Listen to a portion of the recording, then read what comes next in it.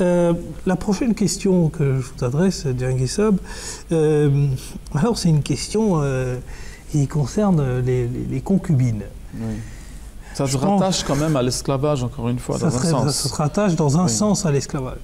Alors, l'islam permettrait-il les relations du coup, puisque c'est hors mariage des concubines, est-ce qu'il permet des relations hors mariage? Et je pense que cette question du concubinage est souvent confondue avec la question de la polygamie. Oui. Je pense. Question de la polygamie à laquelle on a déjà répondu dans le précédente émission. D'ailleurs, je crois que c'était à vous qu'on avait posé cette question. Alors, ces questions de concubines, c'est le cas? Il y a une promotion de la prise de concubines? Bon, d'abord, il faut qu'on se remette un petit peu, qu'on se resitue dans le contexte de la réalité. Souvent, ce qu'on voit, c'est que les gens qui sont en train de soulever ces allégations contre l'islam ont une femme à la maison et qui ont des petites amies un peu partout. Donc, encore une fois, ce sont des gens avec lesquels ils veulent avoir des relations sexuelles, mais sans responsabilité. Ah bah oui, c'est ça. Voilà. Plus ou moins. De manière cachée. Voilà. Et donc, on va laisser parler donc, le Coran.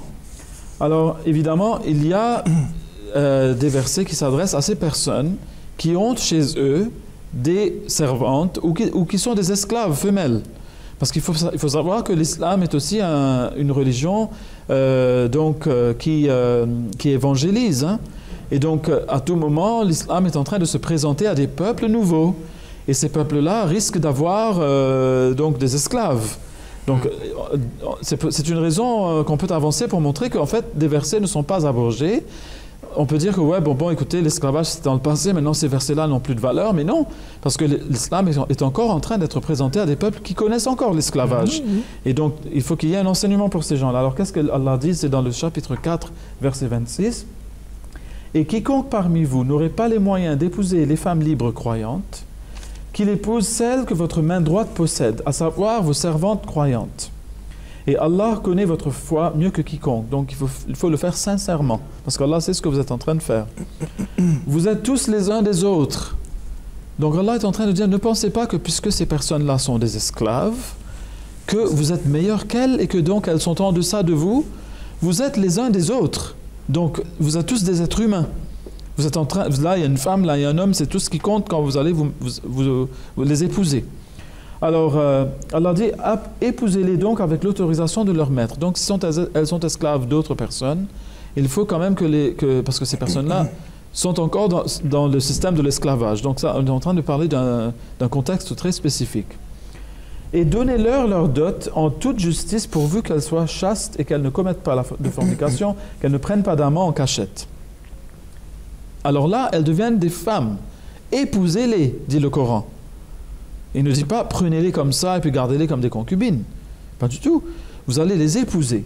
Mais puisque ces personnes-là ont une mentalité telle qu'il leur a été nié leur humanité dans une certaine mesure, on leur a nié le droit de réfléchir, le droit à la réflexion libre, alors Dieu dit aussi autre chose. Si alors, après s'être mariées, elles sont coupables d'obscénité, elles auront la moitié du châtiment prescrit pour les femmes mariées libres. Vous voyez? Et donc, Allah reconnaît que ces gens-là ne sont pas mentalement pareils dans tous les cas aux femmes libres, qui sont plus maîtresses d'elles-mêmes et peuvent décider de ce qu'elles veulent faire avec plus de... Elles sont moins susceptibles à être tentées que celles qui sont soumises tout le temps dans l'esclavage, vous voyez? Il y a une différence dans la mentalité, évidemment. Donc, il y aura une différence aussi dans le châtiment si elles sont coupables d'obscénité. Donc, voilà ce que dit le Coran. Maintenant, on voit que le Coran interdit complètement l'adultère, mais dans les hadiths aussi, nous voyons dans le Sahih al-Bukhari, dans le volume 3, section 46, c'est le hadith numéro 720, pour ceux qui veulent aller donc faire une petite recherche. Donc, le prophète sallallahu alayhi wa sallam dit « Quiconque possède une esclave et lui enseigne de bonnes manières et lui donne une bonne éducation, la libère et ensuite l'épouse, aura une double récompense. » Pas seulement de l'avoir libéré, la récompense sera pas seulement pour cela, mais aussi de lui avoir donné de l'avoir amené sur ce plan d'égalité avec les femmes libres qui pensent librement. Voilà, donc on a éduqué, on a donné des bonnes manières. En fait, c'est de dire qu'on l'a fait devenir comme une femme libre. Et aussi de l'épouser. Donc, elle n'est pas stigmatisée du tout. Et aussi dans l'islam, et ça c'est historiquement connu, les esclaves, dès qu'elles étaient épousées par un maître, avaient les mêmes droits que ses épouses, libres. Et leurs enfants devenaient héritiers à part égale. Vous voyez? Alors qu'on a vu que dans l'esclavage chez les nations chrétiennes récemment, on a vu que les enfants des esclaves n'étaient souvent pas reconnus par leur père. Et que les esclaves au niveau de l'islam montaient dans l'administration et devenaient même des sultans. Alors que ce n'est que maintenant qu'on a un président noir et encore à moitié noir, et est aussi à moitié blanc aux États-Unis. Et on sait quelles sont les souffrances que connaissent les Afro-Américains jusqu'à ce jour. Ils sont encore stigmatisés par le fait d'être des descendants d'esclaves. On ne leur laissera jamais oublier ce fait, vous voyez? Alors que dans l'islam, on l'oublie tout de suite. Et on voit que la façon dont l'islam a traité donc la question du racisme, de l'esclavage, etc., parce que les deux vont de pair souvent, hein, Oui. eh bien, on voit que l'islam a rendu grand service à l'humanité en montrant un exemple vivant de comment les peuples peuvent vivre ensemble à un pied d'égalité, malgré les différences de race, malgré les différences d'origine et les différences donc de la situation de vie, de la vie courante.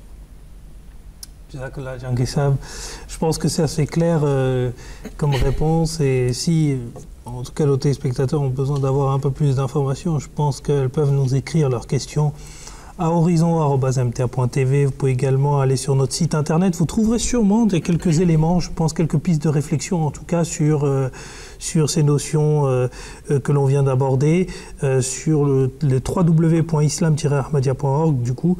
Et je crois aussi qu'on avait fait quelques émissions Horizon sur le sujet, sur des sujets comme l'esclavage, les concubines, etc. Je pense qu'il y a eu quelques éléments de réponse, en tout cas, qui ont été apportés. Et donc, n'hésitez pas à aller sur la chaîne YouTube d'Horizon et retrouver ces émissions.